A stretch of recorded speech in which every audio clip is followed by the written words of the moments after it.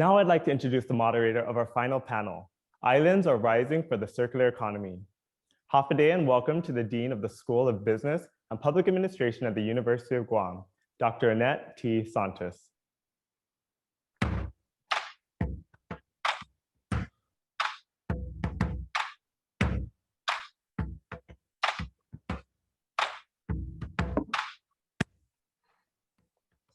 Day, and thank you, Phil. I am so glad to be back at the UOG Conference on Island Sustainability. We have had an impressive series of sessions over the past several days, and I am so excited to moderate the panelists in this session who are nothing short of awe-inspiring. During this panel, you will hear from Aimee Christensen, the CEO of Christensen Global and advisor for Bifusion. You'll also hear from Joseph Klatt, Operations Precious Plastic and co-founder of Circology, Myracle Mugol, Guam EPSCoR and G3 Circular Economy Coordinator, and Matthew Simpson, founder of Green Banana Paper.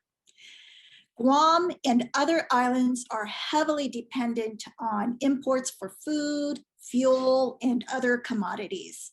The waste that is produced by most of these imports, especially plastic, has not only become a messy and expensive issue to manage, but also an environmental problem for our natural environment. Transitioning to a circular economy is an opportunity for islands to rise.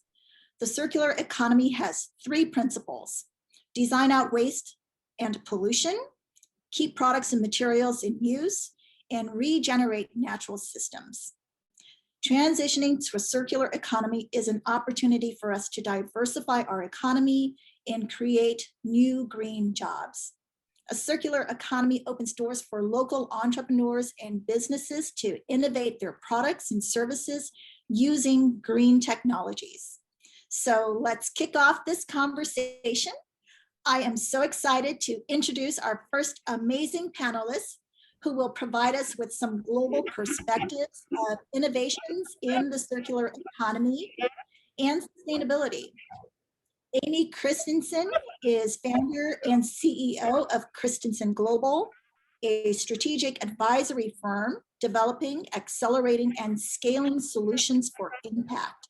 She leverages experience in policy, law, investment, philanthropy, and business at organizations such as Baker and McKenzie, Google, the White House, the World Bank, and the US Department of Energy to collaborate with visionary leaders and achieve collective well-being in an equitable, secure, and resilient world.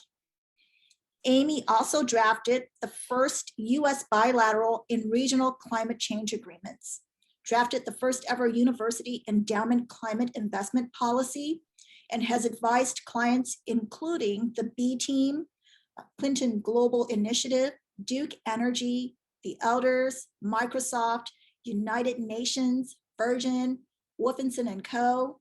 She leads the Christensen Family Office, aligning investments for impact, and is a founding member of Divest Invest.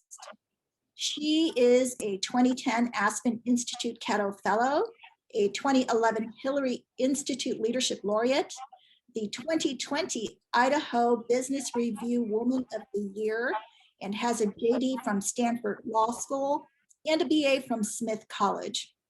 That's an impressive introduction. Aimee, you currently advise innovators at a local, regional, and global level on building a diversified economy that is resilient to climate change. What lessons and learnings can you share with us from working with and supporting innovators such as Bifusion, a company with the goal of recycling 100 million tons of plastic by 2030 through repurposing plastic waste into construction building material? Thank you so much, Annette, for your introduction. And I'm so pleased to be here with Austin and everyone. It's always a pleasure to be back. We're focusing today on islands as centers of innovation. And I see islands as such a powerful place where we can accelerate the creation of the circular economy. We're in such a moment of urgency when it comes to redoing how we're living on the planet. for people, for the environment, for nature, upon which we depend for our stability and security. Earlier, we were talking about typhoons and impacts from climate change. And so we really have to rethink everything about how we're operating on this planet. And what's giving me hope now that I'm going to talk about today are those innovators with whom I'm working and others I'm seeing around the world who are innovating new technologies, new business models, and just overall new approaches that can help us live better on this planet with nature and with each other. So next slide, please. I'm going to be talking about the built environment and our food systems. So olive farms and hempitecture are the first two I'm going to talk about.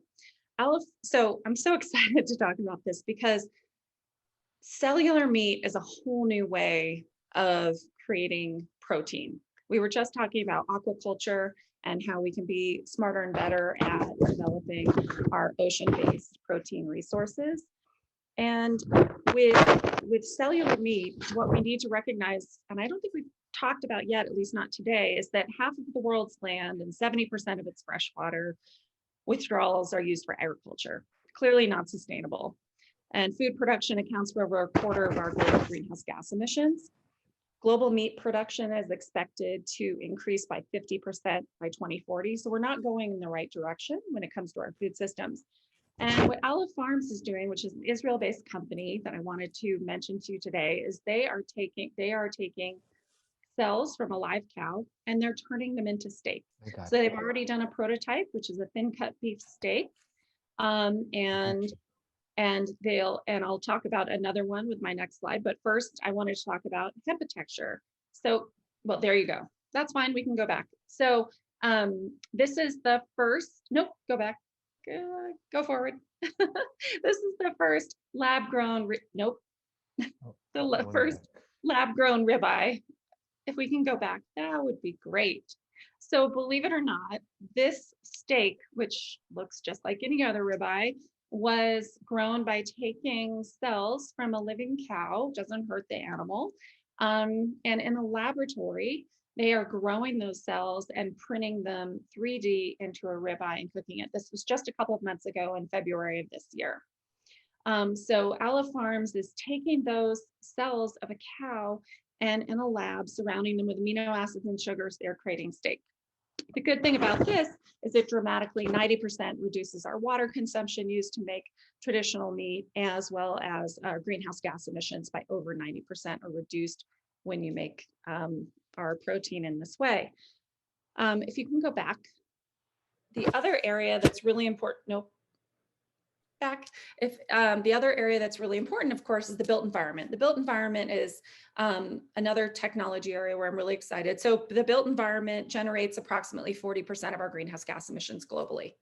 So from our food systems, producing about a quarter of our greenhouse gas emissions, and then the built environment, 40% of our greenhouse gas emissions. These two areas are really important to innovate in. Hempitecture is a company that takes hemp and turns it into building materials. And their first building material is replacing traditional fiberglass insulation.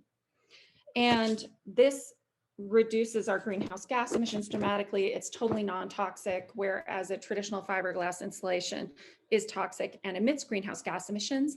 Hemp-based building materials sequester carbon in the building. Next slide. The next company I was going to mention, next slide, is Bifusion. And Bifusion, we're actually in discussions with Guam about bringing a pilot project there. And Bifusion solves several problems at the same time. It takes plastic waste out of the environment and puts it to good use. It reduces greenhouse gas emissions. So this is a building block that is approximately the same size of a concrete block. And yet the greenhouse gas emissions associated with it are nearly zero because you're taking a waste product, you're not producing something new, and you're putting it into a building material that replaces cement blocks. There are 9 billion tons of plastic waste that have been produced since the 1950s, and most of it is still with us, unfortunately, and far too much of it is out in the environment. So this bi-block is a replacement for concrete blocks. Next slide.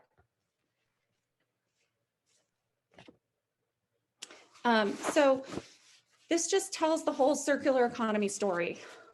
So what it does is it takes plastic waste, it then puts it into the blocker, which takes steam and compression and just the plastic waste, nothing else is added, and turns it into concrete blocks. Those concrete blocks, turns it into building blocks, and those building blocks replace concrete blocks, and then you have an infrastructure solution. So you're creating good jobs, you're replacing the import of any other building materials, and you're reducing greenhouse gas emissions of buildings. Next slide. And the use of these blocks are endless, whether it's sound walls or medians on the highways, whether it's shelters, bus shelters, shelters outside, benches, or accessory dwelling units, tiny homes, small offices. Next slide. The use of these is almost endless. And so I just wanted to give a brief introduction to what I see are really exciting innovations that are out there already. And I see Guam and other islands at the perfect opportunities where we can leverage these innovations to prove them out. For instance, in the case of plastic waste, it's very expensive to dispose of plastic waste, especially on islands where you have waste landfills filling up. And if the plastic is recyclable, it's very expensive to take it to Indonesia, in the case of Guam. And so by being able to put on site in Guam a blocker, one of the machines, it takes that plastic waste, it shreds it, and it turns these blocks, and the blocks can be used on Guam for a cost-effective building material. So the opportunity the islands have is so powerful to demonstrate the circular economy that we should be building everywhere. I'll leave it there for now. Thank you, Dean Santos. Awesome. Thank you so much, Aimee, for sharing the tremendous work that you have been involved in. This is some really novel technology that you shared with us, and your story is inspiring some ideas in my mind that I'd love to explore further with members of our community. I'm even getting some feedback in the chat already.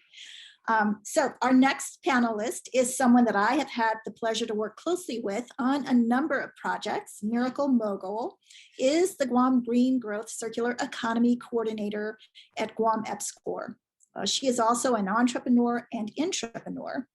Myracle is all about the circular economy, workforce development, and food security. So Myracle, what can we expect to see from the G3 Circular Economy Makerspace and Innovation Hub that we're looking to have at Guam's Chamorro Village? Thank you for the question, Dean Annette. Well, I think I'm going to answer this with 3 answers of what you can find within the spaces itself. The first thing that I think of when you think of a makerspace is the physical aspect of it. As Dr. Austin Shelton said in the last, I think 2 days ago, we will have tools and equipment to transform waste products into marketable products using laser cutters, CNC routers, heat presses, 3D printers, and even down to simpler tools that many people lack to just finish a project or finish a repair. We are working with Joseph actually to bring in precious plastics to Guam. Hopefully sooner than later. And maybe in a few phases, we'll be also working on getting biofusion here as well. The second aspect is the non-physical tools needed for businesses and business development to exist and expand. This is where our partnerships with the agencies and organizations like your school, the University of Guam School of Business and Public Administration, SBDC, the Guam Unique Merchandise and Arts, and GITA, to just name a few. These collaborations allow us to, all of us, with the resources to not act as independent agents, but trying to do the same things, but instead helping us push together towards the same goal. And then finally, there's a third part, which I believe is important in the success of any project or business, especially within our islands. And that's community. The first part, the physical equipment, is the curation of our makerspace. The second part is the collaboration, and the third is community. We hope that the G3 Makerspace becomes a space for communities striving for change, including the people who will use the spaces, who will be the future consumers, makers, the beneficiaries of these items can find a home in, and also find a place where they can be open and have open communications. So like a 3Cs, I guess we like threes here, like 3Gs and G3s, to lead to a bigger, better C, change. Currently, we have been working with a group of makers and entrepreneurs to help curate the spaces through listening sessions and continued communication. So I guess that was a very short answer, and I'm going to ask my colleagues to drop my email in the chat.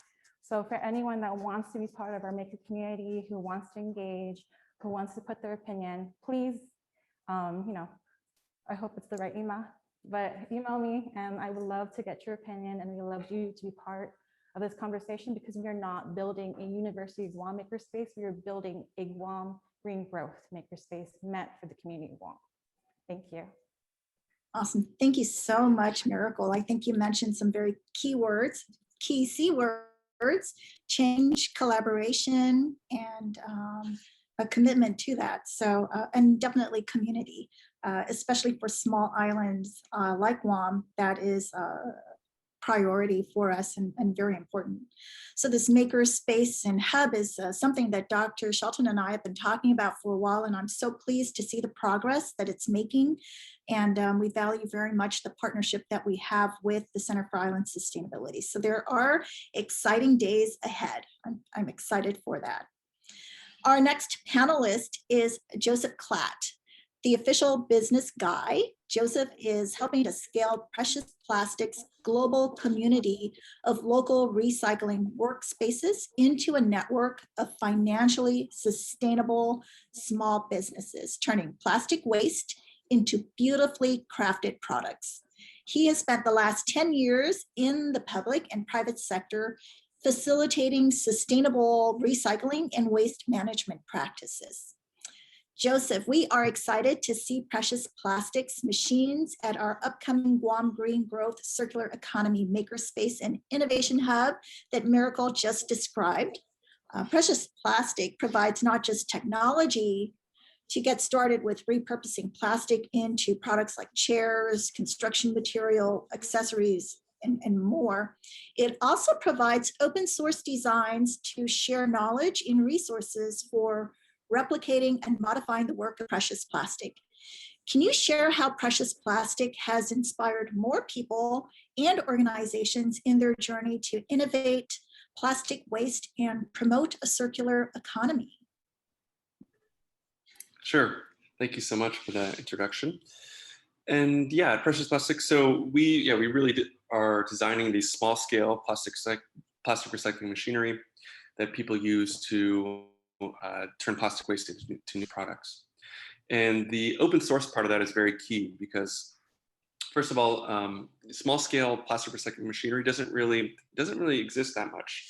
So when we got started about 7 years ago, it was one of the first sort of forays into this space. And the fact that it's open source, we encourage people to build these machines around the world.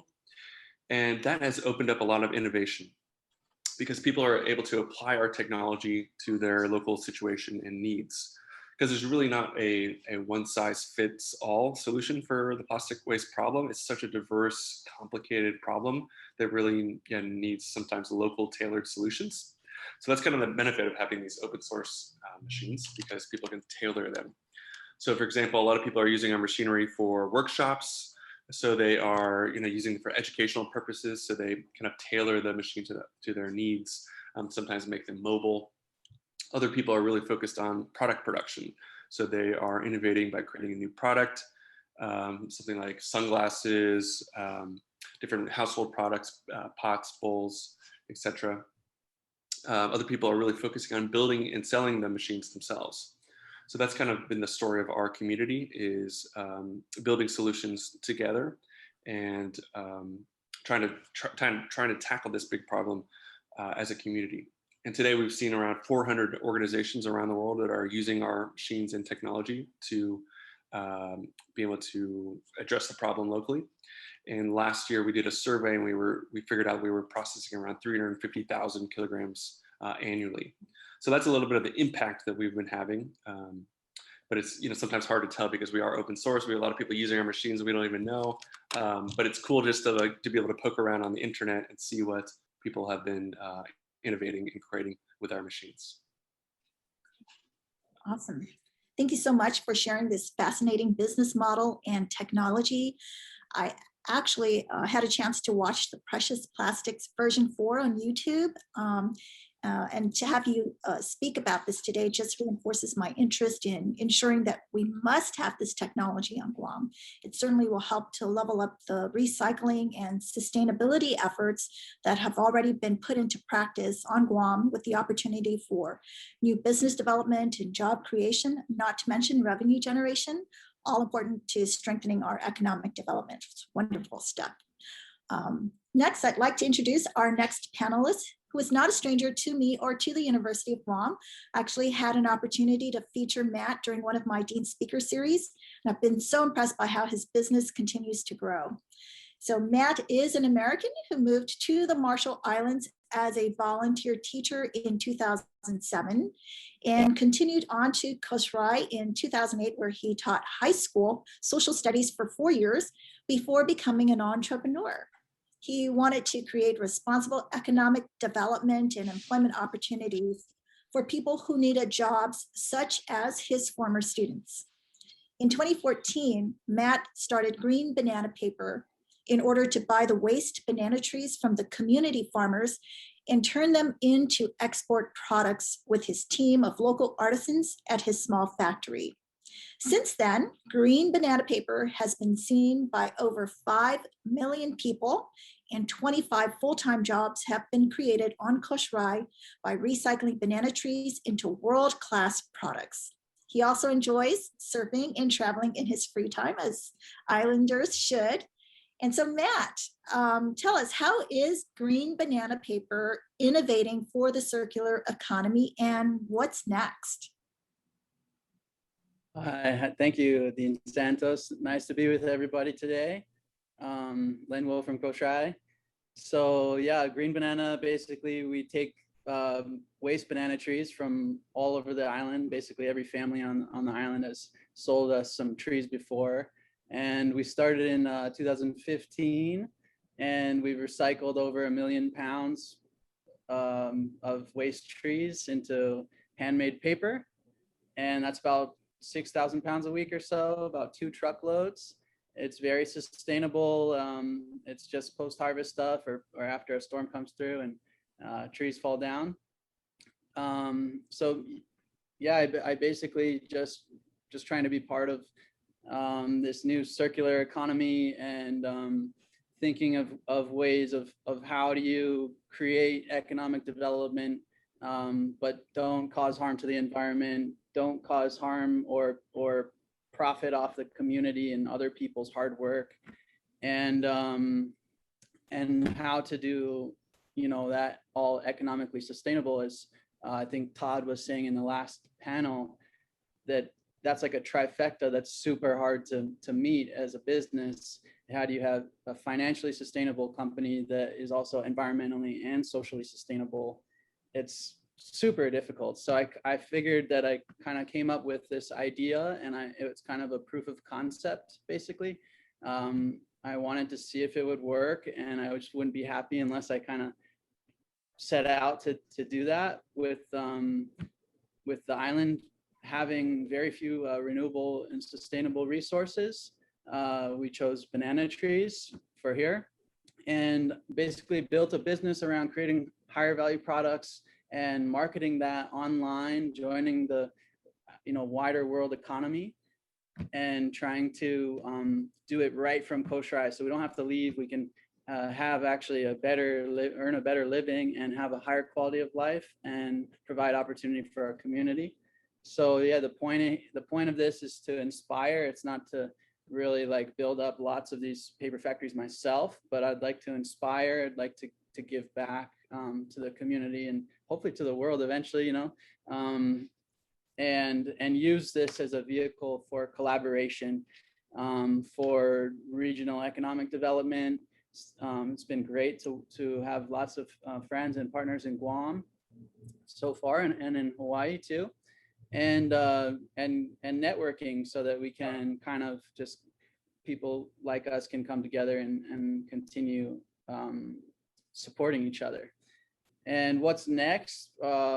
Hopefully I can contribute to kind of this makerspace community and uprising. We have such awesome tools now, thanks to precious plastic, and there's biofusion. Can't wait to see that in person. And hopefully we can kind of, for a paper making, for any kind of banana rich place in the world, or fiber rich place in the world, like hemp. It's hemp paper is not really taken off yet, and it's going to be massive in the next 5 years.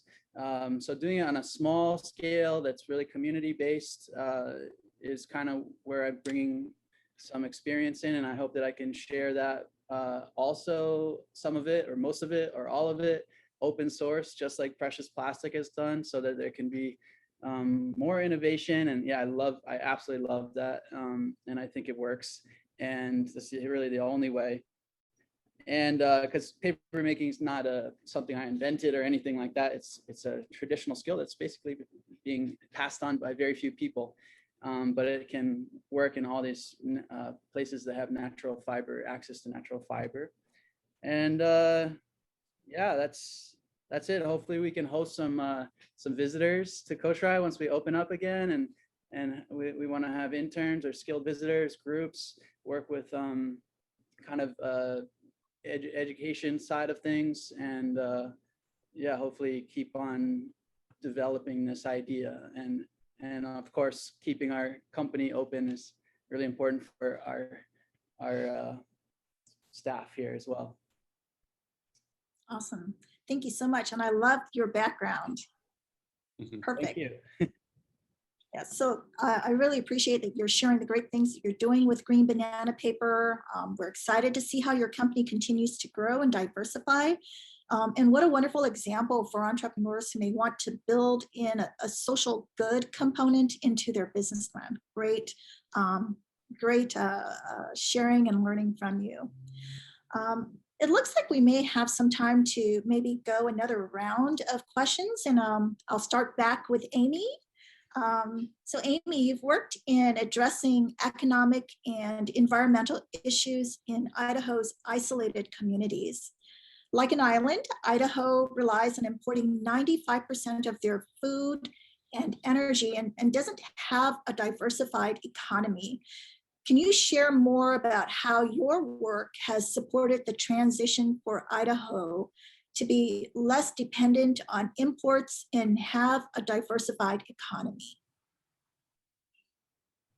Sure. So we are like an island. We're actually more of a peninsula where we are specifically. We're actually at the edge of the electricity grid, and we're at the edge of a very productive agricultural area as it heads up into the mountains. And our food is in the top 10 most expensive counties in the United States because of the high import rates. And yet we have 200,000 acres of fantastic farmland, but it's being used for growing alfalfa and cattle and barley for export. So when we saw this happening, we said this is absolutely unsustainable. We need to localize our food system, localize our energy system. Being at the edge of the grid, we were having regular power outages.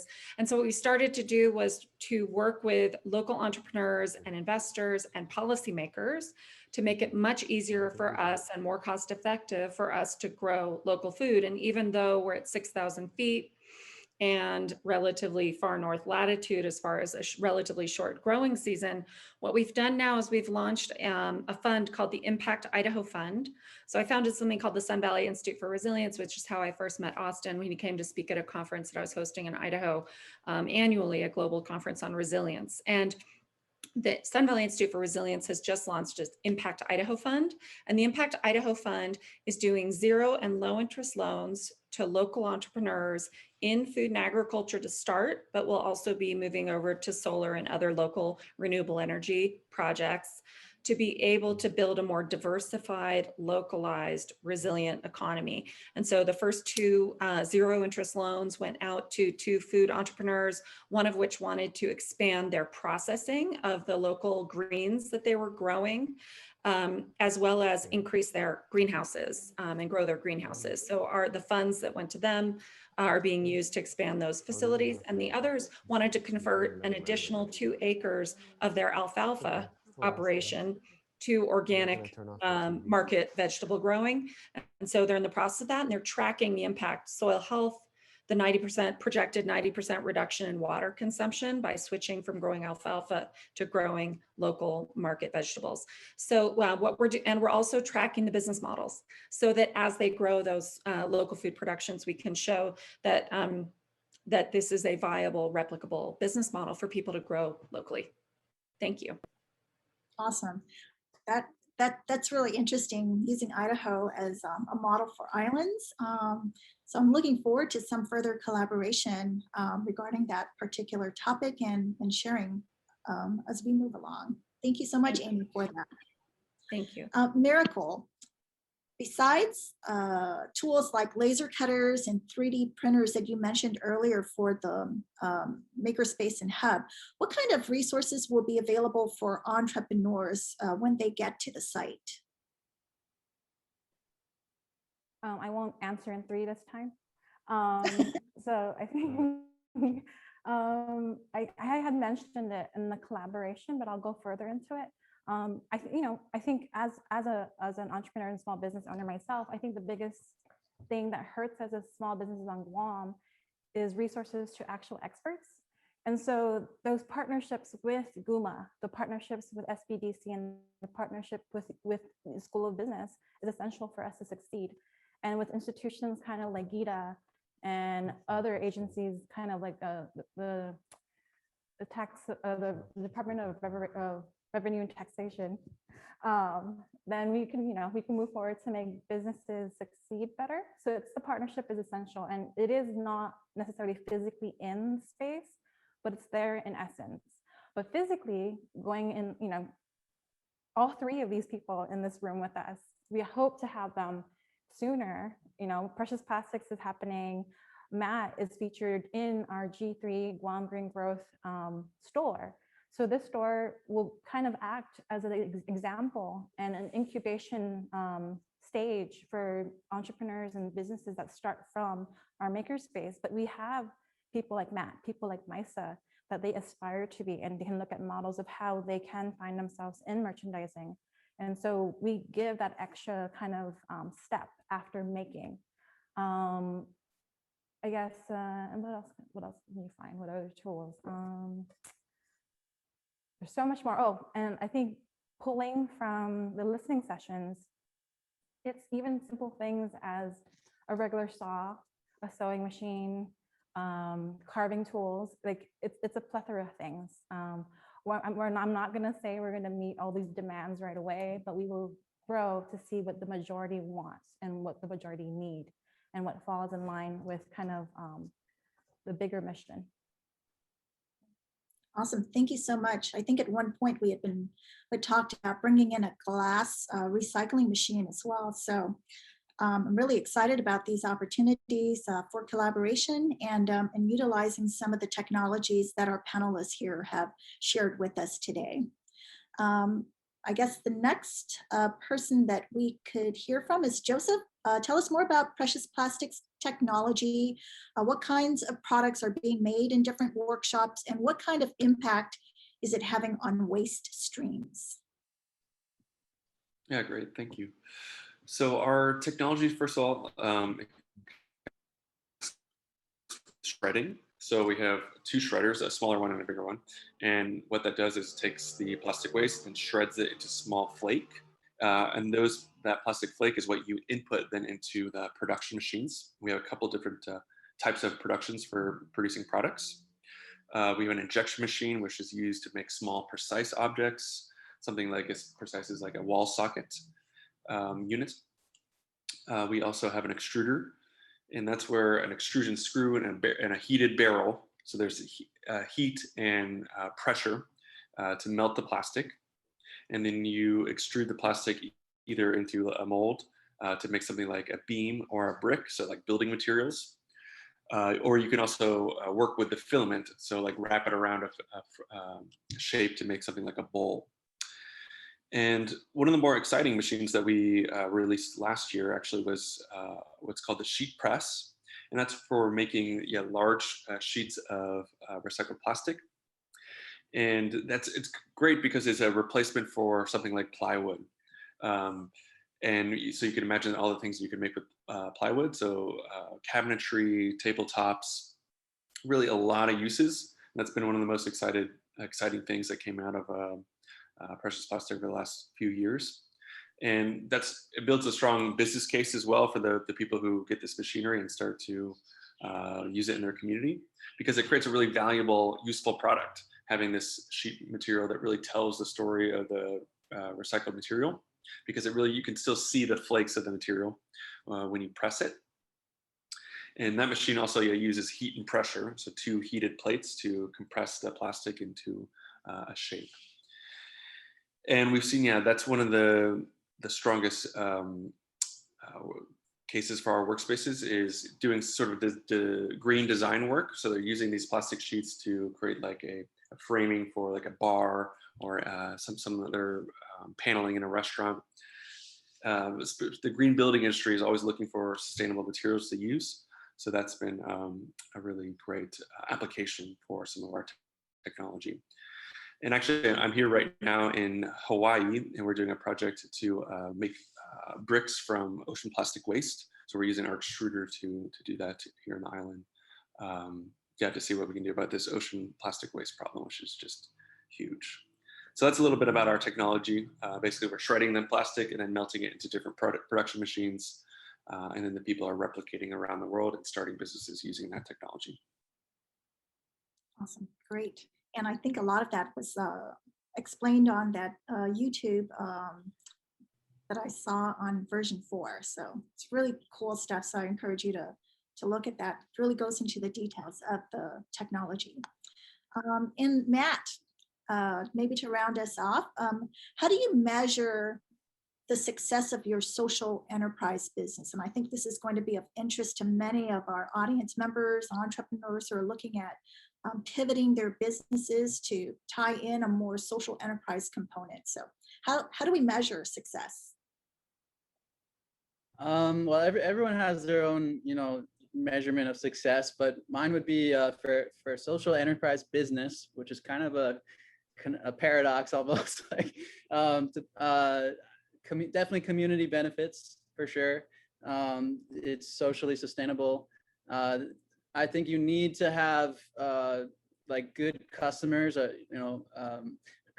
you need to give value to them, and that will give you a financial sustainability that's very important to the whole thing. You need like skilled and caring people to run your business. So that would be very important to operational sustainability, and very difficult, super difficult to manage. And I spend way too much time on that side of it. And I think another measurement of success would be just having copycats, people replicating your idea or taking your idea and expanding on it in their own places. And, we see that with precious plastic. It's been an incredible story over the last, several years. And I think that just goes to show like what a great idea you can have. And if it's applicable to other places, and the more the merrier. And I love seeing that. I think that's a really big indicator of success. Excellent. So, I want to thank our panelists for sharing your knowledge, your experience, and your energy with us this morning. This was so mentally stimulating. And I can't wait to share this session's takeaway with the Center for Entrepreneurship and Innovation, as well as the Pacific Islands SBDC network team that I have housed here in the School of Business and Public Administration. This is almost like a conversation I don't want to end, but we have to. And maybe this is an invitation for further collaboration and maybe bringing you guys back in some way to continue the conversation. At this point, I'd like to give you all maybe a minute or two to share any final thoughts that you might have. And I just leave this open to anything that comes to mind. And maybe, Myracle, maybe you can start us off with this. Sure. Actually, makers, people that want to be part of my team again, someone again from my team dropped the email in the chat, please contact me. Also, speaking of partnerships, our biggest partnership is the Guam Green Growth group itself. Our website is now live. Please follow us on Instagram. guamgreengrowth.org is the website. Guam Green Growth just is the name for Instagram. And please follow us, join us. We have so much to show you in the next few months, even maybe weeks. So see you soon. And I'm actually going to sign off because I'm backstage. All right. Thank you so much, Myracle. Matt, you want to go next? Yeah, thanks for having me. It's been a pleasure listening to everybody. If you're interested in green banana paper, we have a website, greenbananapaper.com, and we'd love to have you visit out here, or we'd love to make your business cards or collaborate and work together however possible. It's really does make a big difference for such a small place that we're in and here in Koshrai. And I just want to say it's also an honor just to be representing Koshrai a little bit. And I hope that everybody kind of gets a chance to get to know our islands in the future if you don't already know. So thank you, everybody. Excellent. Great. Thank you so much. Joseph, you want to go next? Sure. Yeah, I just want to say thanks for having me. And if you're interested in recycling plastic on a small scale, take a look at our map. We have a map at community.preciousplastic.com/map. And you can try to find, there might be a local chapter of Precious Plastic working in your community. Drop by, see what they're up to, and see maybe if you can get involved. We always need more hands on these different projects. And yeah, let's try to solve this plastic waste problem together. And hopefully by consuming less single-use plastic, that's really the goal. And try to value plastic more as material so that we don't end up in this position that we're in now. So thank you. Awesome. Thank you. And Aimee, final thoughts? Just final thoughts are scalability. I just see the islands are such a powerful place where we can pilot these solutions, but we also need to scale them up really fast, given the challenges we're facing at the scale that we're facing them. And so that's why I get so excited about new business models like an investment fund it's very place-based, it's small scale, but it can be replicated multiple times, like you can with precious plastics, for instance, like you can with banana paper, right? I mean, you're piloting a small scale solution, but that can then be tailored on a place basis and powerfully scaled up. And then I think there's also a place for technologies that have the ability to replace something that's not so bespoke, that's not so place specific. That's something that can just be, whether it's solar panels or wind turbines, and because we have to move so quickly to reduce our greenhouse gas emissions, to replace our food system, to adjust our built environment. As we know, once a building goes up, it's with us for far too long as far as its environmental impact.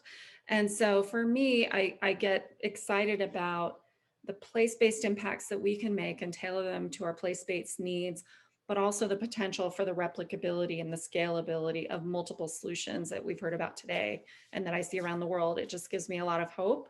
And I really appreciate this conference every year for how it allows us to bring forward these exciting, hopeful solutions.